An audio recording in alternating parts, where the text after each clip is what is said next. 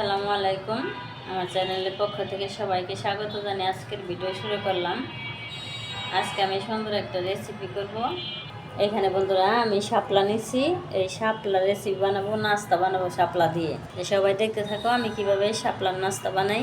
আমার নাতিন এখন এই শাপলার পাপড়িগুলো বের করে নেবে। এই যে না ফালিয়ে দাও। এরকম করে কিন্তু পাপড়িগুলো শুনতে হবে। আমার থেকে শিখে নেন। এই যে এগুলো সাদাগুলো বাই করতে হবে। হয় সাদা, এই যে এগুলো দেখছেন এগুলো খাবেন। ওই সাদা পাপড়িগুলো সব বের করে নেব।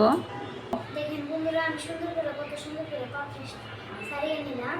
এগুলো কিন্তু সাদা পাপড়ি কিন্তু সব।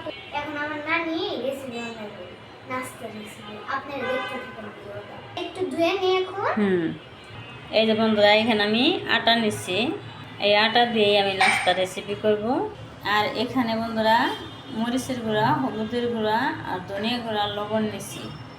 একটু জাল জাল করলে ভালো লাগবো, সেই জন্যে হলুদ মরিচের গুঁড়া নিয়ে নিচ্ছি। এখন আমি এগুলো দিয়ে এই যে হলুদ মরিচ লবণ ধনিয়া দিয়ে দিলাম। এখন একটু পানি দিয়ে দেবো, আর একটু পানি লাগবে মনে হয়।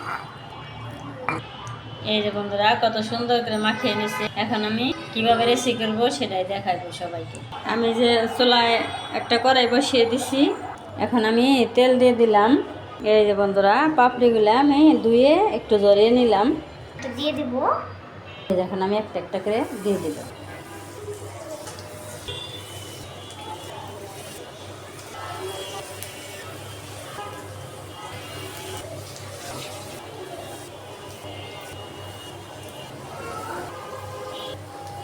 এই যতগুলো দিয়ে দিলাম, এইগুলো আগে ভাইজা নিয়ে তারপর বাকিগুলো পরে ভাজতে সুন্দর করে আমি লাল লাল করে ভেজে নিলাম, উঠিয়ে নিব।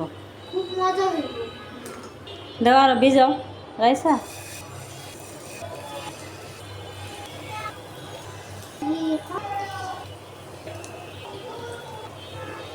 পাপড়িগুলো একটু পাতলা বেশি তো, এই জন্য একটু বাঁকা তারা হয়েছে।